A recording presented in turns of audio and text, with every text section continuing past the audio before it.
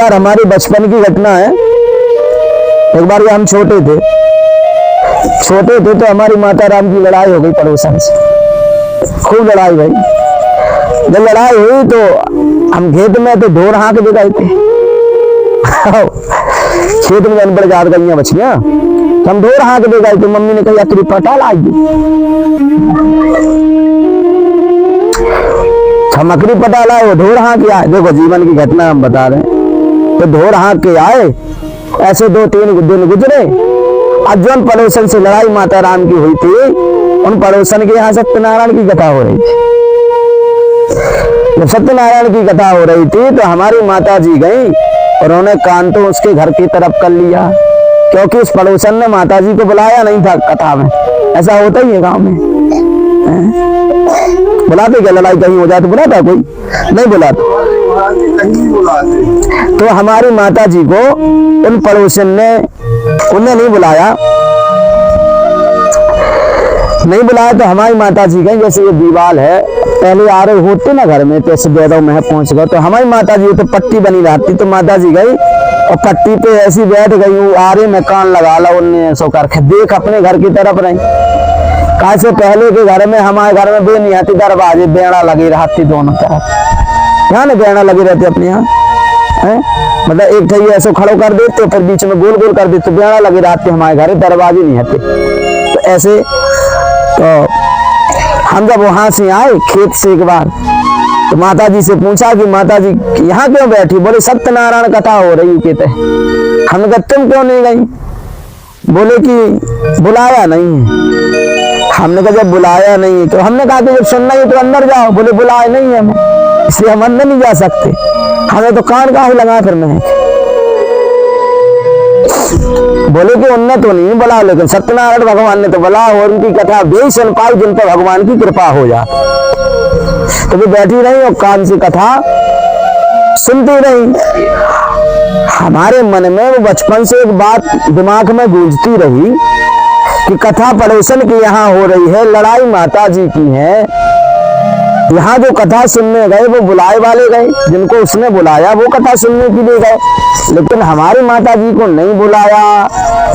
ये बात हमारे दिमाग में बचपन से गूंजती रही। दिमाग में त्यागा मतलब बचपन, घर, परिवार, समाज, अपना प्रदेश ही त्याग दिया। उत्तर प्रदेश में जाकर के पढ़ने इत्यादि के लिए हम गए। तो वहां जाने के बाद जब कुछ दिन बाद पढ़ाई हुई, 2012-13 में हम बेबर में थे गुरुजी के पास। हमारे गुरुजी ने 40 वर्ष तपस्या की है। कितने वर्ष? 40 साल तक उन्होंने गुरुजी ने तपस्या की है। वन में बैठ करके भगवती तो कुसुमती ज्वाला मैया को प्रकट किया है, साक्षात दर्शन किए हमारे गुरुजी ने।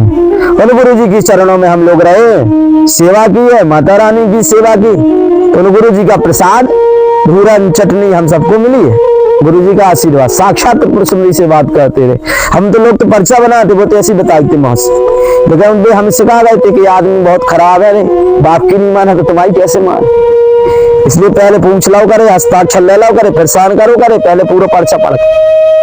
तो 2013 में जो 12-13 में कुंभ पड़ा प्रयाग का, प्रयाग में जब कुंभ पड़ा 12 दूनी 24, 12-13 में पढ़ो। तो हम अपने गुरुजी के साथ, बोलेरो गाड़ी थी गुरुजी के पास, उस बोलेरो गाड़ी में हम लोग गुरुजी के साथ प्रयागराज गए कुंभ में। वहां जब गए तो हमारी इतनी ज्यादा लंबाई नहीं है, हम बहुत ठिन गए हाथे। मतलब अब 8-9 साल की उम्र में कहा वो तो हमारे रहे पे गुरुजी की लंबाई तना मना बड़ी। तो अब जब उतरे गए तो गुरुजी के कैंप में जो शिविर लगा था, वहां जब हम लोग गए तो हम लोग कहा गुरुजी घूम आए हम लोग प्रयाग, मतलब कुंभ घूम ले। तो गुरुजी ने कहा तुम तो छोटे हो भाई, बहुत अंतर हो जाएगा उससे 14 साल में। मान लो 14 साल में कछु और शरीर अरी सब कछु, मतलब हमें ऐसे हाथे घर है, अगर कोई हमें फूक मार देता मुड़ जाता।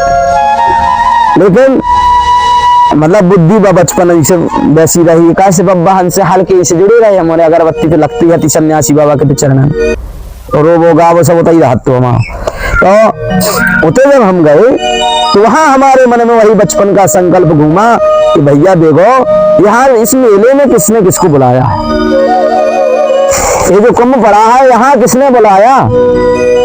इतने सारे लाखों लोगों की भीड़ हो रही है, करोड़ों लोगों की भीड़ हो रही है, तो यहाँ किसने बुलाया इन लोगों को? वहां तो माता जी कह रही थी बुलाया नहीं, लेकिन इस कुंभ में किसने बुलाया? इस कुंभ में इतने लाखों करोड़ों लोग क्यों दिख रहे हैं? तो ये संकल्प हमारे मन में गूंजा। वहां जब हम देखा तो मुंडी मुंडी दिख रही थी, पूरे में मुंडी मुंडी दिखे और कछु दिखे ही ना। हमारे गुरु जी के एक शिष्य थे ब्रह्मचारी जी, उन्होंने अपने कंधे पर हमें बिठाया, बोले आप देखो। तो हमने कहा देखो तो मुंडी मुंडी दिख रहे। उन ब्रह्मचारी जी से हमने पूछा हे गुरु जी ये इतनी सारी भीड़ क्यों आती है? तो ब्रह्मचारी जी ने जवाब नहीं दिया। फिर जब हम श्री गुरु काशी वेद विद्यालय रमणती ब्रह्मांड घाट, जहाँ पे ठाकुर जी ने मट्टी खाई थी, जहाँ ठाकुर जी का घर था, हमारे आश्रम के जस्ट बगल में था, जहाँ माटी खाई, जहाँ पूरा ब्रह्मांड अपने मुखार में दिखाया था, और जहाँ ये पूतना मरी थी हमारे वहां से 5 किलोमीटर दूर था, आज भी डला है वो पूरा पहाड़ जैसा। तो हमारे आसपास बगल में यमुना जी थी, ऐसे आश्रम यमुना जी। आज भी रात के 8 बजे हमारी धाम की आस्था टीवी पर वो आती है आरती, जहाँ हम लोग रहते थे, हम पढ़ते रहे। हमें प्रश्न का उत्तर हम सबसे यही पूछते थे कि महाकुंभ में इतने सारी भीड़ क्यों होती है? जब किसी ने किसी को बुलाया नहीं तो इतने लोग क्यों जाते हैं? गांव का मेला देखा था भाई, जैसे पांडवन का मेला लगता, कब बुड़की खिला करा ना, मकर संक्रांति से, मकर संक्रांति, तो बुड़की के मेला में जाते थे, वहां भीड़ देखते थे, इतनी भीड़ थी नहीं, वहां तो पहाड़ दिख जाते थे, तो मुन्नी मुन्नी दिखाते। तो हमें सबसे हम प्रश्न पूछते रहे, लेकिन हमें उत्तर कहीं नहीं मिला। लेकिन जब हमने शिव महापुराण पढ़ा, शिव महापुराण के रुद्र कोटि संहिता में एक बहुत सुंदर संवाद आता है। ये 30 में एक प्रसंग आता है गौतम ऋषि का। जब हमने पूरा वो प्रसंग पढ़ा तब हमें पता चला कि इतने सारे संत महापुरुष क्यों एकत्रित होते हैं प्रयाग में या कुंभ में या गंगा में। इतने सारे लोगों से पूछने पर भी हमें पता नहीं चलता है, लेकिन हम जब शिव महापुराण पढ़ते हैं रुद्रकोटि संहिता 3-4 दिन की कथा में गौतम ऋषि का संवाद, उसमें पता चलता है कितने सारे संत, इतने सारे लोग एकत्रित क्यों होते हैं कुंभ में बिना बुलाए। वहां पर जब हमने पढ़ा रुद्रकोटि संहिता शिव महापुराण में, तो बहुत सुंदर एक प्रसंग मिला कि गौतम ऋषि थे। गौतम ऋषि जिनकी पत्नी अहिल्या थी। गौतम ऋषि त्र्यंबकेश्वर नासिक के पास, नासिक से 40 किलोमीटर त्र्यंबकेश्वर है। यहाँ भगवान शंकर का स्वरूप विद्यमान है, वहां के आसपास में। तो हम प्रसंग पढ़ रहे थे, प्रसंग पढ़ते पढ़ते उनका बहुत सुंदर प्रसंग है कि एक बार नासिक त्र्यंबकेश्वर में रहने वाले गौतम ऋषि कि वहां पर 100 साल का अकाल पड़ा। सब भूखे प्यासे तड़पने लगे और जितने भी पशु पक्षी थे सब मरने लगे। जितने सांप कीट पतंग इत्यादि थे सब नष्ट होने लगे, क्योंकि पानी की व्यवस्था नहीं थी, हरी घास भी नहीं मिल पा रही थी। 100 साल का अकाल पड़ा। जब अकाल पड़ा तो उन गौतम ऋषि को अपने सगे संबंधी छोड़ करके चले गए। जितने भी गौतम ऋषि के सगे संबंधी थे वो उनको छोड़ करके चले गए। अपने लोग, जब अकाल पड़ा तो अपने ही लोगों को छोड़ करके चले गए। अब ध्यान रखना कि हम लोग जो कहते हैं कि अपने अपने लोगों का साथ छोड़ते हैं, पड़ोसी या सगे संबंधी, सगे रिश्तेदार भी हमें समय आने पर धोखा देते हैं, ये कोई अलग बात नहीं है, ये बातें पुराणों में लिखी है। अब इस कथा से देखना है, आप सगे संबंधी त्याग करके चले गए, आने वाले समय पर ब्रह्म हत्या का पाप गौतम ऋषि को लगवा दिया सगे संबंधी रिश्तेदारों ने। अब अकाल पड़ गया। अकाल पड़ जाने पर सब सगे संबंधी उनको छोड़ करके चले गए। ये प्रयाग से जुड़ी कथा है, मतलब कुंभ से जुड़ी कथा है। सब छोड़ करके चले गए। इन्होंने तपस्या की, 10,000 वर्षों तक इन्होंने तपस्या की। किसकी तपस्या की? नारायण भगवान की। नारायण भगवान की जब इन्होंने तपस्या की, बोले हे प्रभु, आप जितने भी संसार में लोग हैं इन सब पर कृपा करो। सब भूखे प्यासे तड़प रहे हैं, सब मर रहे हैं, सब कीट पतंग इत्यादि मर रहे हैं। ये कौन है? सज्जन है। संसार में 2 प्रकार के प्राणी रहते हैं, एक दुर्जन, एक सज्जन। संत सज्जन होते हैं जिन्हें दो लोगों के बीच में हो रही लड़ाई, जब दो लोगों की लड़ाई होती है, जब कोई देखता है तो उसे आनंद आता है, वो है दुर्जन। जब कोई किसी की पर पीड़ा को देखता है, भले सामने वाले व्यक्ति को दुख नहीं है, तकलीफ नहीं है, लेकिन दूसरे व्यक्ति को दुखी देखता है तो वो दुखी हो जाता है, उसको कहते हैं सज्जन। और दूसरों की लड़ाई देख करके जिसको आनंद आता हो वो है दुर्जन। तो सज्जन कौन है? गौतम ऋषि हैं। वो दूसरों के कल्याण की बात करते हैं। उन्होंने कहा विष्णु जी से, आप गंगा जी को प्रकट कर दीजिए। बोले हम गंगा जी को प्रकट तो नहीं करेंगे, आपको और तपस्या करनी पड़ेगी। बोले हे प्रभु सब मर रहे हैं, क्या करें? बोले आप गंगा जी तो नहीं दे सकते, लेकिन इतना तो कर सकते हो। बोले क्या? बोले आप हमें जल दे सकते हो। बोले बिल्कुल, जल तो हम तुम्हें दे सकते हैं। प्रभु जल तो चाहिए, लेकिन ऐसा जल चाहिए जिसमें पोषण तत्व हो, जो जल कभी समाप्त ना हो, यानी कि अक्षय जल चाहिए। उस जल में गुण होने चाहिए। क्या? कोई दुर्जन मतलब जो शरीर से भ्रष्ट हो चुका हो, जो भूखा प्यासा तड़प रहा हो, जिसका शरीर मैथिल हो गया हो, जिसकी हड्डी निकल आई हो, ऐसा पतित पावन शरीर वाला कोई व्यक्ति हो जो कई सालों से भूखा प्यासा हो, अगर वो इस जल को ग्रहण कर ले तो फिर से वो ज्यों का त्यों हो जाए जैसे पहले था। जो पानी पी ले उसको प्यास ना लगे। तो विष्णु जी बोले तुम तो बहुत चतुर हो, तुमने तो गंगा ही मांग दी। बोले ठीक है। उन्होंने अक्षय जल उनको प्रदान कर दिया। बोले गड्ढा खोदो। गौतम ऋषि ने गड्ढा खोदा और गड्ढे पर भगवान नारायण ने वो जल वहां पर स्थापित कर दिया। अब जो गौतम ऋषि थे वो वहां पर कुटिया बना करके रहने लगे। बढ़िया सुंदर सी बगीची बना ली और सुंदर सी खेत बना लिया। अब देखो, अब जो इनके अपने सगे संबंधी थे, सगे रिश्तेदार थे, सगे परिवार के थे, विपत्ति में छोड़ करके चले गए थे। आज जब गौतम ऋषि के पास अक्षय जल आ गया, जब देखने लगे कि सुंदर सुंदर घास होने लगी, ये सुंदर भोजन बनने लगा इनके यहाँ, ये विपत्ति में छोड़ करके रिश्तेदार चले गए थे, अब वो आने लगे। वो आने लगे, सब आने लगे। तो उन्होंने भी अगल बगल में अपनी कुटिया बना ली। गौतम ऋषि से कहा कि थोड़ा थोड़ा जल हमको भी प्रदान कर दो, नहीं तो हम तो भूखे प्यासे मर जाएंगे, तड़प तड़प के मर जाएंगे। पानी की व्यवस्था तो कहीं है नहीं है, आप हमें जीवन दान दे दो। उन्होंने कहा ठीक है, आप लोग भी भैया कुटिया बना करके रहने लगो। सुंदर सुंदर ने बगीची बना ली, सुंदर ने अपना छोटा सा खेत बना लिया।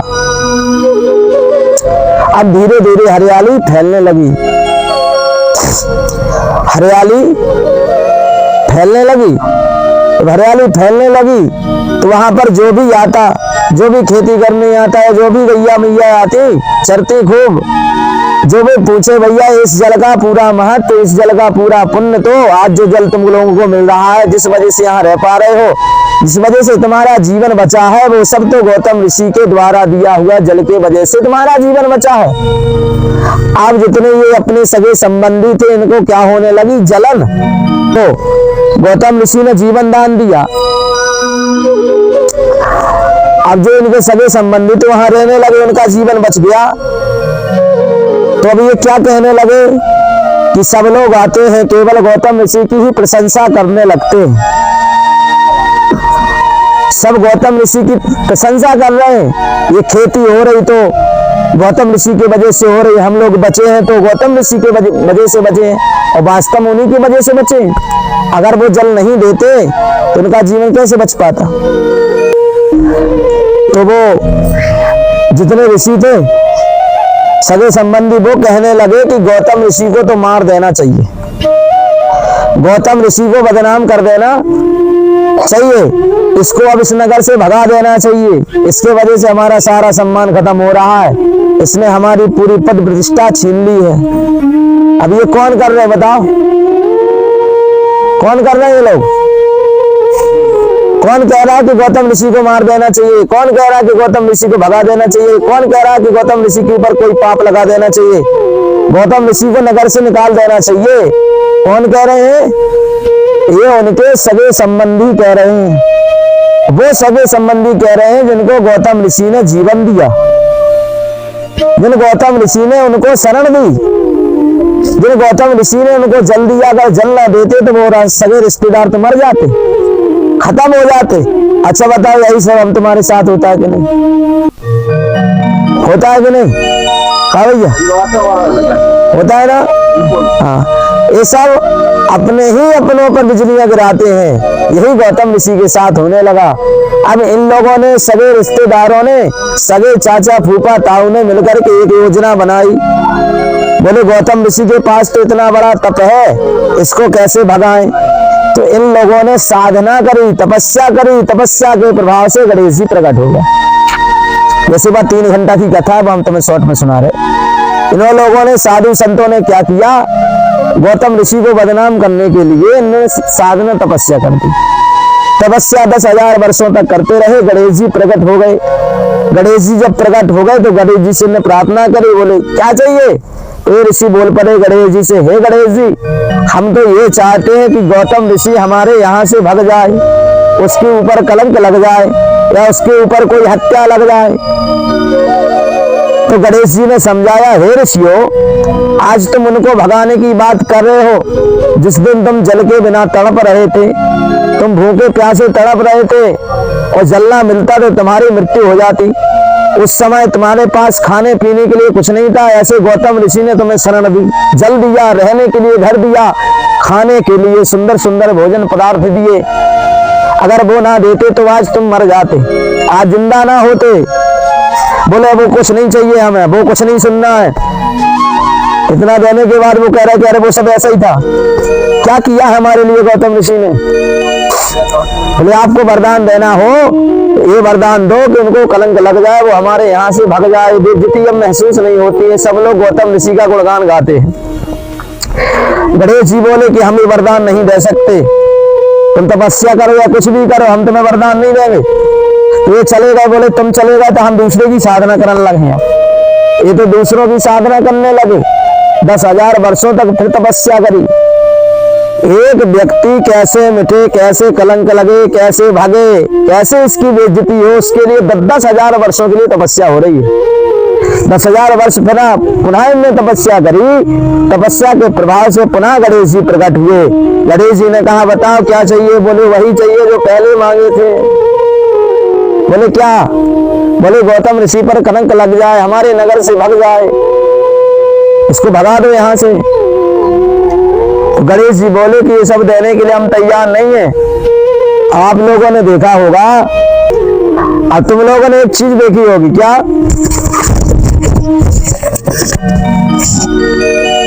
जब भी सड़कों पर कुछ लोग उतरते हैं, सड़कों पर बैठ जाते हैं, क्यों राजू?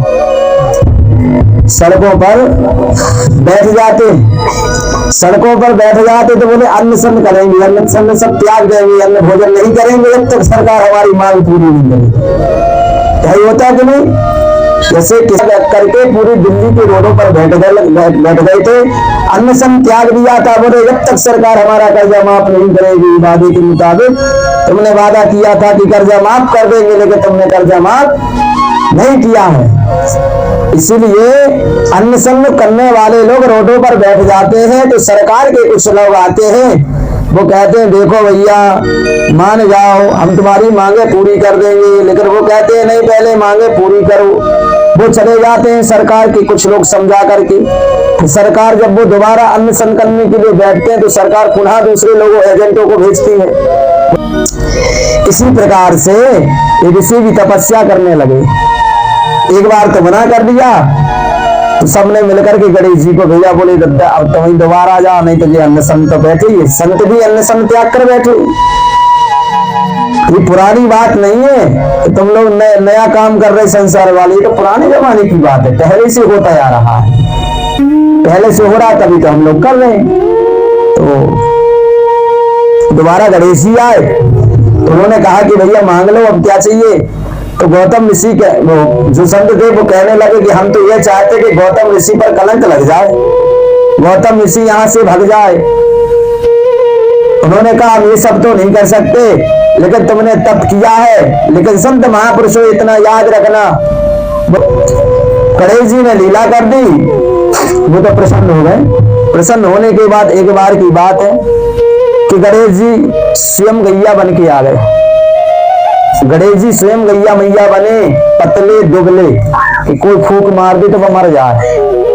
अब गणेश जी तो चाहते थे कि ये हट्ट करेंगे और हम वहीं ढल पड़ेंगे, और ये करेंगे तो इनको ब्रह्महत्या का पाप लगेगा। और जितने संत महापुरुष थे सबकी योजना तो बन गई थी कि गैया मरे और मनखे आक्रमण करने से। योजना पहले से तैयार थी, पहले से योजना, रात में मीटिंग हो गई। भैया देखो जैसे गैया मरे वैसे हम लोगों को कह देना है कि ये गौतम ऋषि ब्रह्महत्या है, इसने पाप किया, इसको रहने का कोई अधिकार नहीं। ये योजना पहले से ही तैयार है। अब तो जब गैया चरने के लिए गई, वो गैया कौन है? गणेश जी स्वयं, पतली दुबली सी एकदम, मरत हड्डी अड्डी सब बाहर निकली है। वहां चरने के लिए गई तो घास फूस खाने लगी। तो गौतम ऋषि ने कहा कि लठ मारूंगा तो पाप लगेगा, इसको भगा देता हूं और दूसरे जगह बांध दूंगा, ये चलती रहेगी, इसका पेट भी भर जाएगा। हमारा ही पेट नहीं भरेगा तो फिर हम गौ माताओं का पेट कैसे भर पाएंगे? अब तो गौ माता के पास गए, इन्होंने कहा हट,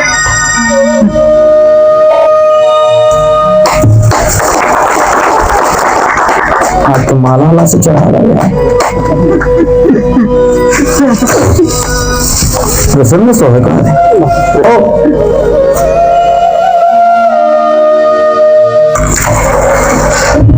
वहां पर लिखा है कि हटस शब्दार पुरा गौतमो